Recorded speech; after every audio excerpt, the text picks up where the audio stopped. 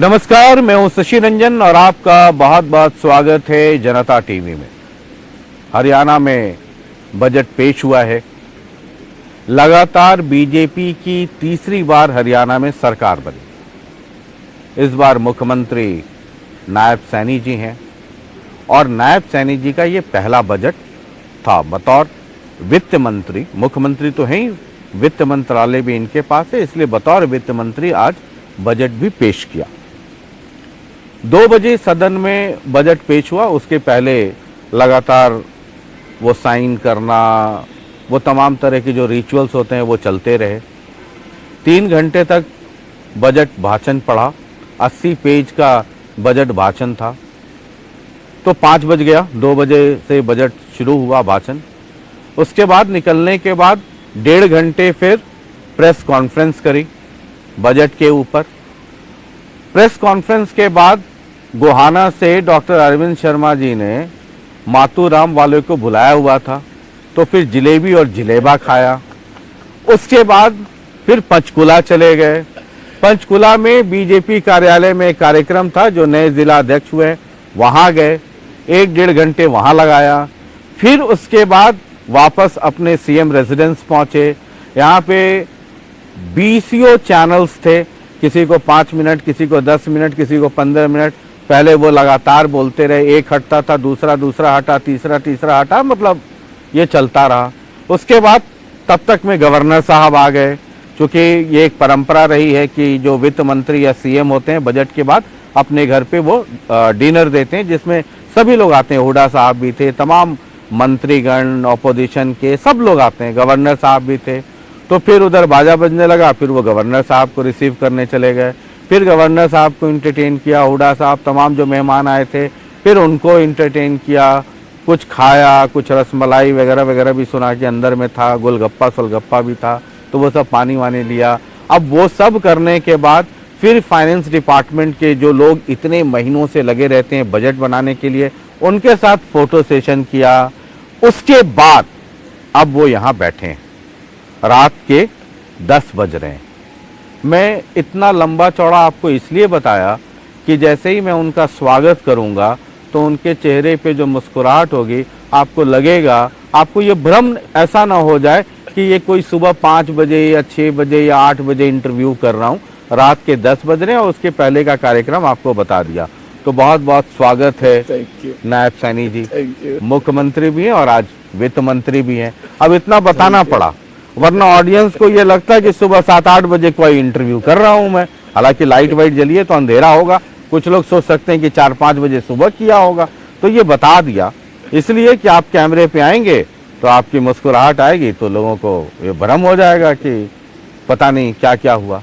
आपने तो इतना बता दिया जितनी प्रेस कॉन्फ्रेंस कर रहे थे। अच्छा, एक चीज बताइए, आप मुख्यमंत्री भी हैं, वित्त मंत्री भी हैं, लेकिन उसके पहले आप पति भी हैं। अब एक घर होता है, फिर एक मोहल्ला है, गांव है ना, एक राज्य है, बजट सबका होता है। तो घर पे तो भाभी जी बजट बनाती होंगी, है ना। हम पतियों के नसीब में तो घर में सिर्फ ये देने का रह जाता है, budget banana, food and supply, सब डिपार्टमेंट उनके पास है। आप बाहर से कितने भी चौधर बन करके आए, घर पे सुनने को मिलेगा कि आपको तो अकल ही नहीं है, कैसे करते हैं काम। तो बजट भी तो भाभी जी बनाती थी। अब पहली बार आपने हरियाणा का बजट बनाया, तो दिमाग में क्या था कि बजट तो भाई हर साल आता ही है, दिमाग में क्या था कि ऐसा बजट होना चाहिए, या ये आपने चुनाव में वादे किए थे, क्या था दिमाग में, क्या चल रहा था? शशि रंजन जी, क्योंकि कई चीज़ें के ऊपर फोकस था अपना। आपने ठीक ही कहा है शशि रंजन जी, क्योंकि हमने संकल्प पत्र में कुछ बातें कही थी, वो बातें भी ध्यान में थी। उस संकल्प पत्र से अलग भी बहुत कुछ ध्यान में था। हरियाणा के अंदर हमने किसान, महिला, युवा, हमारा व्यापारी, हमारा उद्योगपति और हमारा जो प्रतिनिधि महिला है, हमारा स्टार्टअप है, हमारे सीएस हैं, ऐसा एक बहुत बड़ा वर्ग, अलग अलग किसान के अंदर हॉर्टिकल्चर का किसान, उसमें मच्छी पालन का किसान, और उसमें अन्य प्रगतिशील किसान, डेयरी, एफपीओ का किसान, उसमें डेयरी का किसान, वो मिलकर के जो अलग अलग अपनी खेती के साथ जो अलग उसके साथ एक्स्ट्रा काम करता है, ऐसे सब किसानों को भी हमने मिलकर के उनसे बातचीत किया। मतलब किसान शब्द तो एक है, लेकिन उसके अंदर इतने सारे अलग अलग प्रकल्प हैं। हाँ।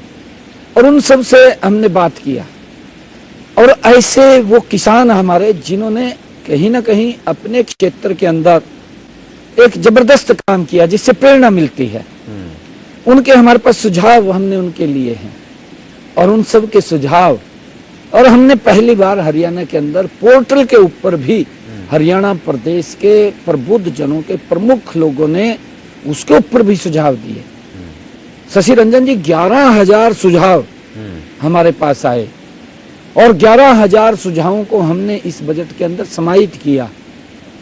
और मुझे खुशी है कि कई ऐसे विषय भी थे, जैसे शिक्षा का विषय, हेल्थ का विषय, इंफ्रास्ट्रक्चर रोड का विषय, जिसमें बिजली का विषय, पानी का विषय, कि हर घर के अंदर स्वच्छ जल पहुंचे, हर घर के अंदर 24 घंटे बिजली रहे, और हमने हर बच्चे को अच्छी शिक्षा मिले, बजट के अंदर बड़ा प्रावधान किया है। और हमने ये तय किया, मैंने बजट के अंदर कहा भी है, कि हर 10 किलोमीटर के ऊपर एक मॉडल संस्कृत विद्यालय वो खोलने का निर्णय वो हमने लिया है। उसके लिए अलग बजट का प्रावधान किया। एक एक पे आ जाएंगे। आपने कहा कि आपने पोर्टल से भी सुझाव लिए, आपकी मीटिंग्स भी हुई हर वर्ग या हर सेक्शन के साथ अक्रॉस द सोसाइटी। 11,000 आपने कहा, अभी भी कहा और उस वक्त भी कहा कि 11,000 सुझाव आए। तो 11,000 जो सुझाव आए आपके बजट में, क्या वो सब शामिल हो पाए या उनमें से कुछ परसेंटेज आप ले पाए? कुछ सोचा होगा कि ठीक है आगे ले लेंगे। हमने लगभग सुझावों को इसमें समाहित किया है। हमने लिंक भी भेजा सभी लोगों को। हमने कहा कि जब हम बजट पेश करेंगे आप इसको जरूर सुने, अच्छा, और उसके ऊपर प्रतिक्रिया दे। लोगों के बहुत फोन भी आ रहे हैं, और मुझे खुशी है कि हमने अपने विधायकों के, अपने सांसदगण के, उनके भी सुझाव लिए हैं। हमारे सभी पक्ष और विपक्ष दोनों विधायक इकट्ठे बुलाए, और सभी ने अपने अपने सुझाव भी दिए, अपने क्षेत्र के सुझाव दिए। हमने उनको भी समाहित किया है। आपने देखा है जो हमारे विधायक गणों के सुझाव आए, हमारे सांसदगण के सुझाव आए, सब हमने बजट के अंदर समाहित किया है। ये बजट हमने जो स्वास्थ्य की अगर हम बात करें, स्वास्थ्य के अंदर हमने ये निर्णय किया है कि हर डिस्ट्रिक्ट के अंदर, जिला के अंदर एक हॉस्पिटल ऐसा होना चाहिए जिस हॉस्पिटल के अंदर हर प्रकार की सुविधा वहां पर उपलब्ध हो, व्यक्ति को इधर उधर ना कहीं जाना पड़े, उसी हॉस्पिटल के अंदर उसको सारी सुविधाएं उपलब्ध हो जाएं। ये हमने इसके लिए अलग बड़ा बजट का प्रावधान किया, और ये निर्णय हमने किया, संकल्प लिया कि इस बजट में, इस सेशन के अंदर हम हर जिला के अंदर एक एक हॉस्पिटल के अंदर सभी सुविधाएं वहां खड़ी कर डिस्ट्रिक्ट हेडक्वार्टर में, डिस्ट्रिक्ट के ऊपर। लेकिन ठीक है, ये है तो बहुत नोबल कॉज, बहुत आदर्श चीज है कि भाई एक डिस्ट्रिक्ट हेडक्वार्टर में इस तरह का हॉस्पिटल हो कि सारी सुविधाएं हो। लेकिन अब बहुत जगह से एग्जाम्पल आते हैं कि एक्सरे मशीन है या अल्ट्रासाउंड मशीन है, मैन पावर नहीं है कि उसको ऑपरेट कर सके। मशीनें खरीद ली जाती, खरीदना तो आसान है, उसको ऑपरेट करने वाले लोग नहीं है। ये आपके जहन में ये बात थी? शशि जी, हम हर विषय के ऊपर ध्यान रख रहे हैं। अभी मैंने 5-6 रोज पहले 1100 डॉक्टरों की नियुक्ति पत्र दिए हैं पंचकुला के अंदर, सभी को इकट्ठा बुलाया था। मेरे लिए खुशी की बात है कि हमने जो MBBS की लगातार हम सीटें बढ़ा रहे हैं, उन सीटों के अंदर भी मैंने घोषणा की है कि और बढ़ करके अब इस सेशन के अंदर सीटें आएंगी। लगातार डॉक्टर्स हमारे पास आ रहे हैं। हमने हर डिस्ट्रिक्ट के ऊपर एक मेडिकल कॉलेज वो खड़ा कर रहे हैं, 15 जिलों के अंदर हुआ है। बाकी के जिले जो शेष बचे हैं उनके अंदर काम चल रहा है, कुछ में काम चल जाएगा। हम 22 के 22 डिस्ट्रिक्ट के अंदर एक एक मेडिकल कॉलेज वहां पर खड़ा करने अभी का। क्या स्थिति है? क्योंकि मनोहर लाल जी के समय में यह पहले भी यही थी कि हर डिस्ट्रिक्ट में एक मेडिकल कॉलेज हो। ऑपोजिशन कहते रहती है कि वो हुआ नहीं उस तरीके से, जितने तेजी से काम होना चाहिए था। आज की तारीख में क्या स्थिति है? शशि जी, पिछले 10 वर्षों के अंदर हरियाणा में 15 मेडिकल कॉलेज खड़े हो गए, 15 जिलों के अंदर वर्किंग में है। तो 7 बच्चे चल रहे हैं, 7 चल रहे हैं, उसके अंदर भी काम चल रहा है गति से। कुछ के अंदर जमीन की थोड़ी दिक्कत है, जमीन की जो ही क्लियरेंस हो जाएगी तो वहां पर भी मेडिकल कॉलेज बन जाएगा। हमारे पास डॉक्टर्स भी आ रहे हैं। हमारी मेडिकल यूनिवर्सिटी कुटेल के अंदर तैयार है, लगभग मैंने उसकी आज कहा है कि हम जल्दी ही उसको चालू कर देंगे। जो ही उसका काम वो पूर्ण हो रहा है, आखिरी समय के अंदर है, और वहां पर भी वो मेडिकल यूनिवर्सिटी चालू हो जाएगी। उसका भी लाभ प्रदेश के लोगों को मिलेगा। हमने चाहे बिजली को लेकर के है, लगभग 5600 गांवों के अंदर हरियाणा प्रदेश के अंदर हम 24 घंटे बिजली देने का काम हमारा गांव जगमग गांव योजना के तहत कर रहे हैं। मैंने अभी इसके लिए भी अनाउंसमेंट किया। हमने कहा है कि इसके लिए हम और अलग एक योजना लेकर के आएंगे, जिससे कि हम 100% गांव के अंदर 24 घंटे बिजली दे सके। इसके लिए हमने लोगों को जागरूक करना और लोगों के और वहां से ऐसे सुझाव लेकर के कि वहां पर भी 24 घंटे हमारा हरियाणा प्रदेश का एक भी गांव, एक भी वार्ड ऐसा नहीं रहेगा जिस वार्ड गांव के अंदर 24 घंटे बिजली हरियाणा सरकार ना पहुंचाती हो। ये पूरे के पूरे हरियाणा प्रदेश में जल्दी ही हम करने वाले हैं। ग्रीन एनर्जी या सोलर एनर्जी, जब आप बिजली की बात कर रहे हैं तो कन्वेंशनल एनर्जी से थोड़ा हट कर करके उस विषय पे भी सोचना पड़ेगा। अगर ये आपका अगर सपना है कि हर घर में रोशनी या बिजली 24 घंटे रहे, तो कुछ उस डायरेक्शन में भी सोचना पड़ेगा। ये है बजट में आप? शशि जी, गति से काम चल रहा है। मैंने बजट के अंदर पूरा प्रावधान किया है, चाहे सोलर एनर्जी की बात हो और चाहे हमारा जो मैंने 3 जगह पर यमुनानगर के अंदर एक 800 मेगावाट का सुपर क्रिटिकल जो थर्मल पावर वहां पर हम लगाने की 1 यूनिट की बात कर रहे हैं। 2 यूनिट हम पानीपत के अंदर उसकी परियोजना तैयार कर रहे हैं। हम खेदड़ के अंदर हिसार में 1 यूनिट 800 मेगावाट की वहां लगाने का 24,000 मेगावाट यूनिट हम यहाँ पर पैदावार करने का हमने एक प्लान बनाया है। जल्दी ही हमारा यमुनानगर के अंदर काम चालू हो जाएगा और हम 2029 तक उसको चालू भी कर देंगे उस स्थिति के अंदर, क्योंकि हमने उसका टेंडर भी हो गया। जल्दी ही उसका काम चालू होने वाला है और काम चालू होगा तो लोगों को इसका लाभ मिलेगा। और सोलर एनर्जी के लिए हमने जो हमारे मुर्गी पालन है, हमारे जो कुंभ के जो व्यक्ति हैं, एफपीओज हैं, जिन्होंने ये स्टोर लगा रखा है एफपीओज में, ऐसे लोगों को हमने अगर सोलर के ऊपर पहले 10 किलोवाट तक सब्सिडी देते थे, अब उसको बढ़ा करके हमने 30 किलोवाट किया है। इसकी अनाउंसमेंट की है। और उनकी हमने जो हमारे एफपीओज हैं, जो स्टोर जिनके लगे हुए हैं, एफपीओज को भी पहले 7.5 रुपए प्रति यूनिट के हिसाब से बिजली देते थे, अब उसको भी 1 रुपया कम किया है। 6.5 रुपए देने का निर्णय हमने इस बजट प्रावधान के अंदर किया है। इसका प्रावधान किया है और इसका लाभ हमारे इन लोगों को मिलेगा। चाहे हमारा प्राकृतिक खेती की बात हो, चाहे हमारा स्ट्रॉबेरी का किसान हो, स्ट्रॉबेरी के लिए भी हमने अलग से उसका उत्कृष्टता केंद्र खोलने की बात कही है।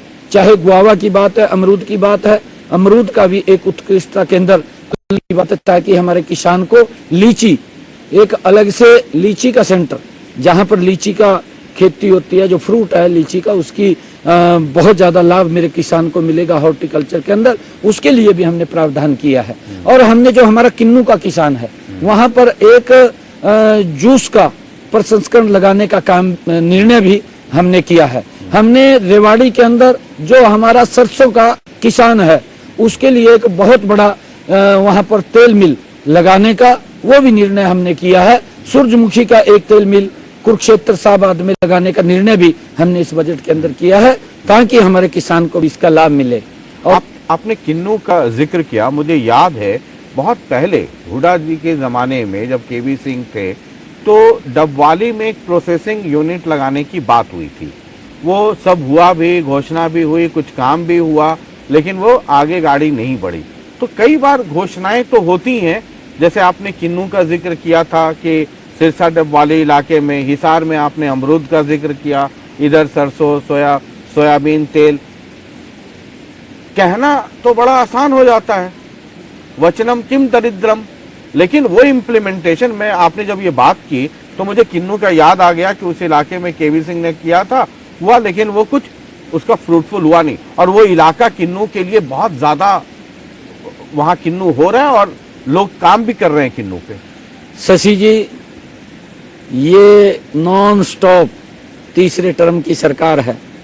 मोदी जी की गारंटी है 3 गुना गति से काम होगा। जो ही बजट 70 समाप्त होगा, मैंने सभी अधिकारियों को ये आदेश दिए हैं कि इस बजट के अंदर हमने जो भी शब्द, एक एक शब्द को चेक करके जिस भी विभाग का है वो विभाग उसकी बड़ी गति से इसकी रचना योजना तैयार करके इसको धरातल के ऊपर उतारने का काम, ये गारंटी हमारी है, हमारी सरकार करेगी, हमारे अधिकारी करेंगे। और इसके लिए हमने प्लानिंग भी कर ली है। बहुत सारे लोग यहाँ पर यूनिट लगाने के लिए भी तैयार हैं और हम उनको यहाँ पर उसकी सुविधा देंगे। जब सुविधा मिलेगी सरकार की तरफ से, क्यों ना आकर के यूनिट लगेंगे। तो ये पीपीपी मोड पे बिल्कुल पीपी मोड पे भी, पीपी मोड पे भी लगेंगे और सरकार के साथ मिलकर के भी लगेंगे। ठीक है। आपने अभी एग्रीकल्चर की भी बात की। एग्रीकल्चर में मैं देख रहा था कि आप बहुत सारी योजनाओं की बात कर रहे हैं।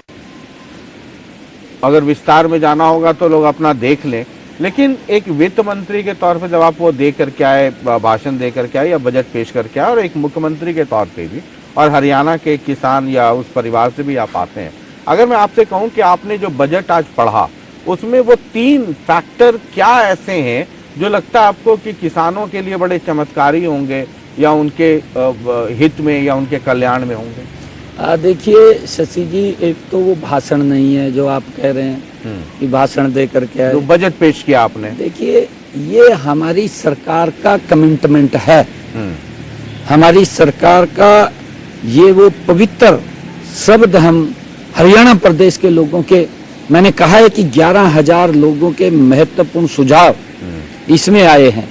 हमने हर वर्ग से सुझाव लिए हैं, किसान से लिए हैं, हमने हॉर्टिकल्चर का किसान है उससे लिए, मैंने इसके बारे में पूरा आपको बताया है हमने किन किन से सुझाव लिए हैं।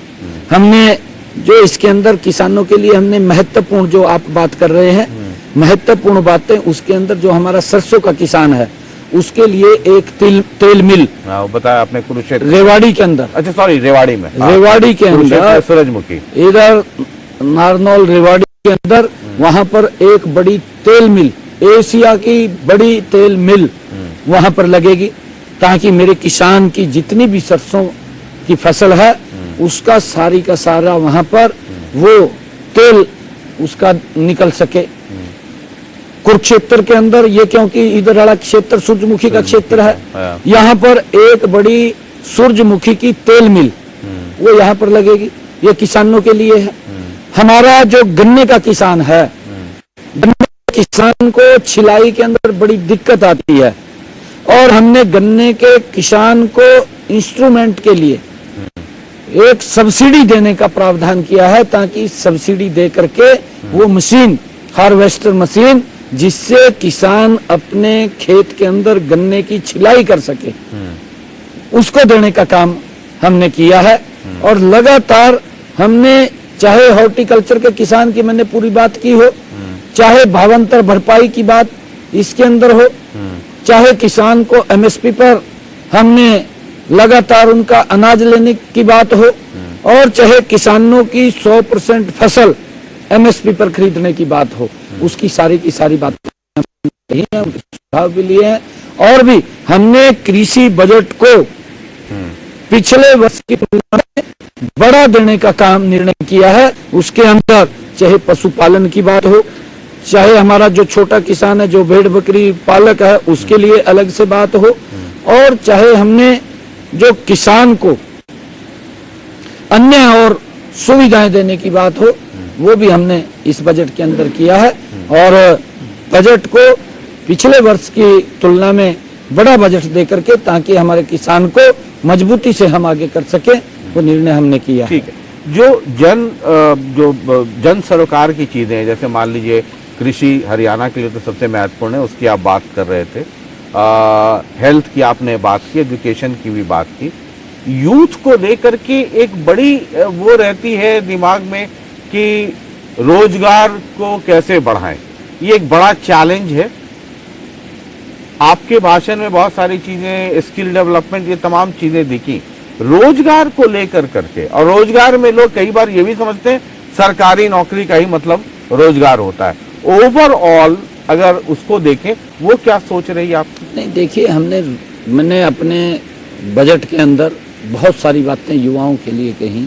चाहे हमारा स्टार्टअप है, हमने जो बड़ी इंडस्ट्री हमारे यहाँ पर आ रही है, हमने उन सबको कहा है कि अपने अपने यहाँ पर एक्यूबेशन सेंटर्स आप चलाइए, जिससे कि हमारा स्टार्टअप आपसे आकर के आपके साथ मिल करके बैठ करके उसको अपने काम को आगे बढ़ा सके। और उसके लिए हमने एक फंड की व्यवस्था की है, वो फंड बना करके, ताकि युवाओं को आगे हम बढ़ा सकें।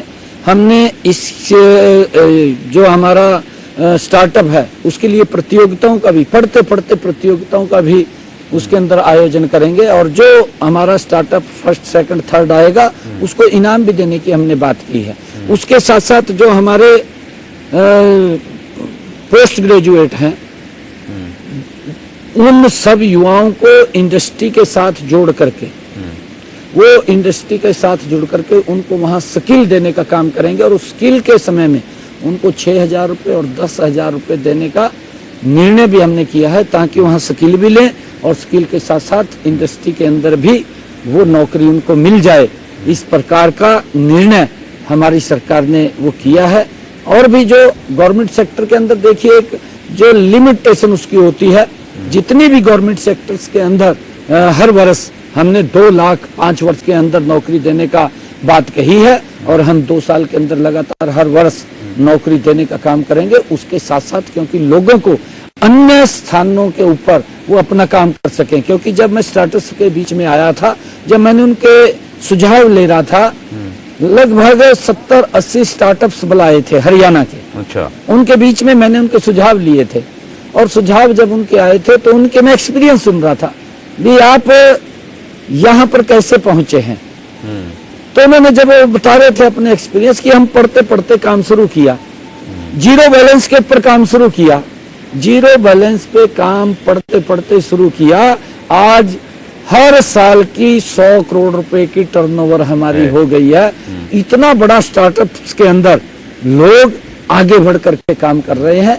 हमने कहा है कि इसको हम हेल्प करेंगे, ताकि हमारा और युवा भी इसके अंदर आ सके। और इसके साथ साथ खेलों के अंदर भी हमने, क्योंकि मेरे बजट स्पीच के अंदर आप लोगों ने सुना है कि हमने खेलों के अंदर भी युवाओं को आगे बढ़ाने के लिए, ताकि वो अगर अपना काम करना चाहें, या राष्ट्रीय अंतर्राष्ट्रीय स्तर के ऊपर अगर जो खिलाड़ी खेलों में भाग लेता है, उसको अलग से जो हम सुविधा देते हैं, उस सुविधा के साथ साथ हमने 20 लाख रुपए का उनका बीमा कवर भी देने का निर्णय हमने इसके अंदर किया है। और उसके साथ साथ हमने ये भी कहा है कि अगर वो अपना काम करना चाहता है, तो सरकार से 20 करोड़ रुपए तक का, 5 करोड़ रुपए तक का उसको सरकार से लोन उपलब्ध कराया जाएगा। और उसके ऊपर जो ब्याज होगा, उस ब्याज के अंदर उसको हरियाणा सरकार देगी। ये निर्णय भी हमने किया है, ताकि हमारे खिलाड़ी उसके अंदर आगे बढ़ सके। और खिलाड़ी को चाहे नर्सरी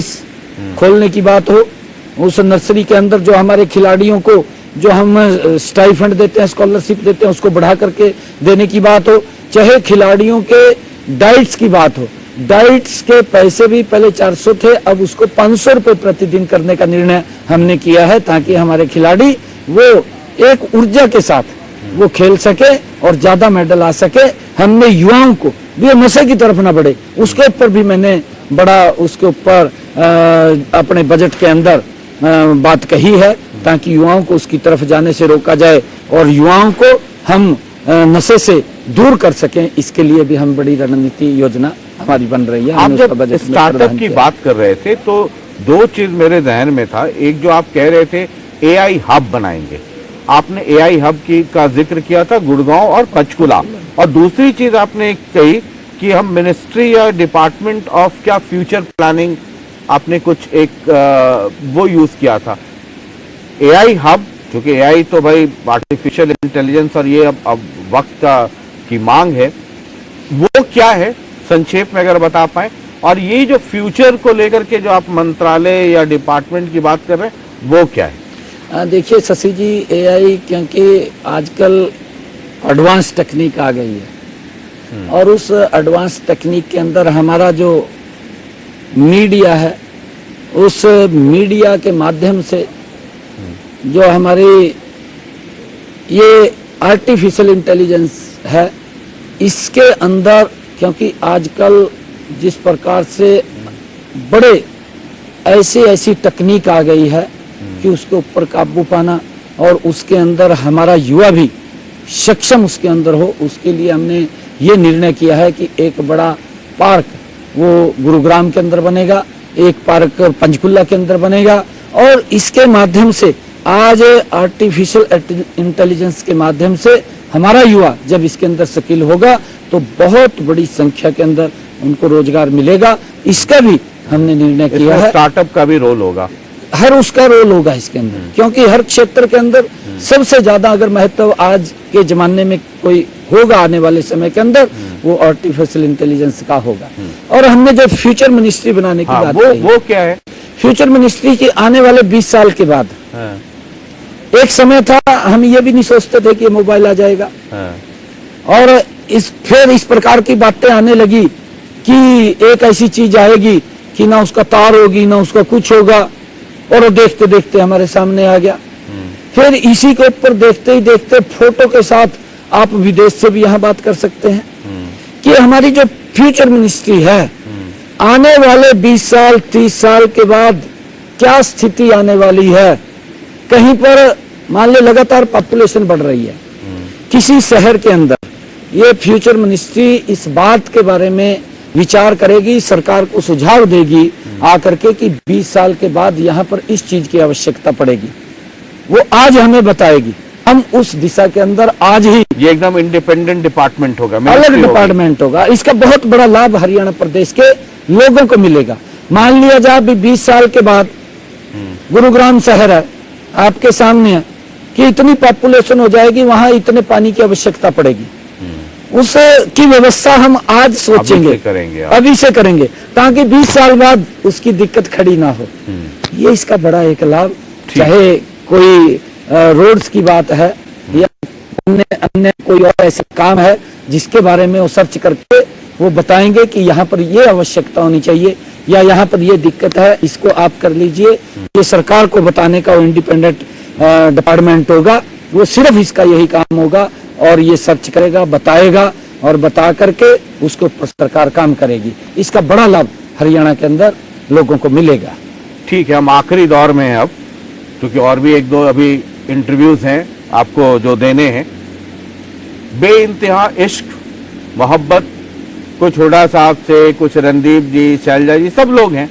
अब ये कह रहे हैं कि आप 2,05,017 करोड़ का बजट तो पेश कर दिए, लेकिन कभी किसी जमाने में 66,000 करोड़ का होता था घाटा या लोन, अब वो 4 लाख के ऊपर चला गया है।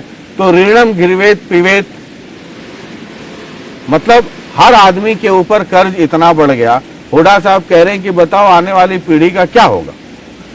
देखिए शशि रंजन जी, शायद आप विधानसभा में होंगे, मैंने अपने बजट के अंदर पूरी डिटेल के अंदर बात की है। मैंने कहा है कि हमारे जो विपक्षी साथी है लगातार इस प्रकार का दुष्प्रचार कर रहे हैं कि हरियाणा के ऊपर इतना कर्ज हो गया है, इतना कर्ज भी आने वाला बच्चा भी, दो प्रकार का दुष्प्रचार विपक्ष के द्वारा किया जा रहा है। मैंने पूरी डिटेल में बात की है। मैंने कहा कि 2014-15 हमारा जो जीडीपी है उस जीडीपी के ऊपर, क्योंकि हमारी जो केंद्र के अंदर नीति है वो हमें ये फीड करती है कि इसके ऊपर जीडीपी के ऊपर इतना लोन आप ले सकते हैं। हम उस दायरे में बार बार इस बात को कह रहा हूं। मैं इनसे ये पूछना चाहता हूं कि 2014-15 में आपने कितना लोन आपके ऊपर था, आज 2024-25 आज कितना लोन है? जितना 2014-15 में था उतना लोन आज है, क्योंकि ये लोन जीडीपी के ऊपर होता है। हमारी मापदंड है, उस मापदंड के अंदर होना चाहिए। ठीक है, उसके अंदर है हम। एक और है, चूंकि अब समय थोड़ा मुझे इशारा भी किया जा रहा है कि वाइंड ऑफ करें एक, लेकिन कुछ है मोहब्बत जिसके बिना प्रेम कहानी पूरी नहीं होती है। रणदीप सुरजेवाला जी को जानते होंगे आप? जी जी, वो कह रहे जी, वो कह रहे हैं कि आपने बजट में पुरानी चीजों को नए बोतल में, नए ग्लास में पेश कर दिया। गुरुग्राम फूल मंडी 2018 में भी था, घोषणा हुई थी, 2025 में भी आपने कर दिया। खेलो हरियाणा ऐप 2021 में भी घोषणा हुई, 2000 अभी आपने कर दिया। गुड़गांव को मिलेनियम सिटी बनाएंगे। ये 2025 तो हाँ, आप मिलके आए हैं। 2021 नहीं मैं तो सोशल मीडिया इधर उधर क्या ट्वीट किया है? हाँ, ट्वीट पे मैंने ट्वीट पे मैंने देखा है। गुड़गांव मिलेनियम सिटी 2023 भी, 2025 भी। ऐसा है, सुरजेवाला साहब बड़े गजब के आदमी है, वरिष्ठ नेता हैं जी। ट्वीट बड़ी गति से करते हैं। 5 ट्वीट है, एक के बाद एक के बाद एक, 5 ट्वीट। हाँ, गति 1 2 3 4 5। अच्छा। कह रहे हैं कि सब कुछ नहीं है सिवाय झुनझुना के। अच्छा हाँ। सुरजेवाला साहब कह रहे हैं झुनझुना है। मैं सुरजेवाला साहब को पूछना चाहता हूँ, क्योंकि उस सरकार के अंदर मंत्री भी थे। हाँ। 2014-15 की जो मैं बात कर रहा हूँ, मैं सुरजेवाला साहब से कहना चाहता हूँ कि आप ईमानदारी से इस बात को बताइए कि आपका कितने % कर्ज था, आज कितने % है, ईमानदारी से बताएं। शैलजा जी कह रही हैं कि जो आपने अभी जो लाडली बहन योजना है 5,000 करोड़ दिया, बोला इसमें तो 25% भी नहीं होगा।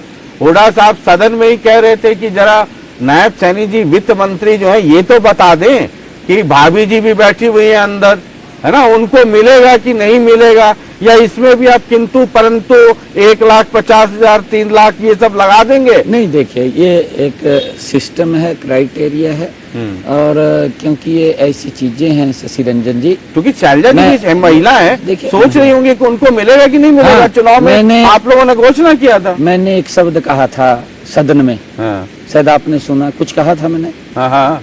मैंने ये कहा था, हमारी शकुंतला खटक पूछ रही थी क्या मुझे मिलेगा। हाँ। मैं कहा जी आपको तो तनख्वाह मिल रही है, आपको कैसे मिल जाएगा। हाँ।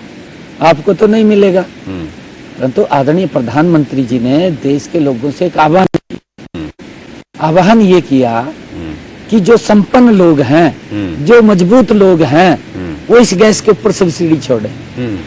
प्रधानमंत्री जी के इतना कहने से करोड़ों लोगों ने गैस की सब्सिडी को छोड़ा, आपके सामने है। और प्रधानमंत्री जी ने कहा कि मैं इस सब्सिडी का पैसा मैं गरीब को देना चाहता हूं।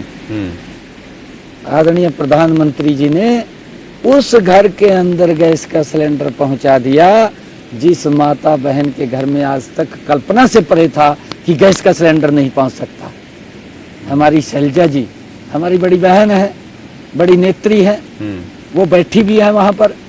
कम से कम उनके कान में तो बता दें जा करके, कहते हिमाचल में भी कहा था, कर्नाटक में भी कहा था, तेलंगाना में भी कहा था, वहां की बात भी बता दो तो वहां बैठी है। हमारी तो सोच है कि ऐसे परिवारों तक ये पैसा जाए जिस परिवार को इसकी आवश्यकता है। चलिए, बहुत बहुत शुक्रिया। और एक आखिरी सवाल, 12 मार्च को नायब सैनी जी का बतौर मुख्यमंत्री 1 साल पूरा हो गया है ना। आपके यहाँ तो जिलेबी और वो लड्डू बहुत ड्यू हो गया है। 1 साल पूरा हो गया 12 मार्च को। 12 मार्च को ही निकाय के रिजल्ट भी आ गए। ये सब करते रह गए। उधर एक मानेसर नाम की जगह है, वहां रह गया लड्डू और गुलाब जामुन। बाकी जगह मतलब लोकसभा आप निकाल गए, विधानसभा हो गया, तीसरी बार सरकार, और निकाय चुनाव। एक तरफा वोट हरियाणा के लोगों ने दिया है शशि रंजन जी। मैं हरियाणा के लोगों को शीश झुका करके प्रणाम करता हूं उनके चरणों में आपके माध्यम से, क्योंकि हरियाणा के लोगों ने कांग्रेस को 0 पे आउट कर दिया। कांग्रेस की गलत नीति है। कांग्रेस धरातल पर नहीं रही, कांग्रेस ट्वीट में है। ये आप रणदीप जी को बता रहे हैं आप? नहीं, आपके ही पड़ोस में है, कैथल में। हम वो तो बड़े नेता हैं जी, तो आप छोटे कहाँ रह गए? राहुल की थाली में बैठ करके खाते हैं। बड़े नेता हैं। चलिए, बहुत बहुत शुक्रिया बातचीत Thank you. करने के लिए, Thank बहुत you. बहुत शुक्रिया। तो ये नायब सैनी जी हैं जो मुख्यमंत्री भी हैं और वित्त मंत्री भी हैं। रात के 10:30-11 बजने वाले हैं। इसके बाद इनको एक और चैनल में जो इनके साथ के जो लोग हैं सब उधर से हाथ पैर जोड़ रहे हैं कि शशि जी जल्दी खत्म कीजिए, एक और इंटरव्यू में जाना है। बाद बाकी जो है सो है, देखते रहिए जनता टीवी, अपडेट से वाकिफ कराते रहेंगे। और एक बार फिर बहुत बहुत शुक्रिया। Thank you. और Thank you. ये बताते जाइए, बाकी लोग भी, हम लोग भी कुछ कर लें।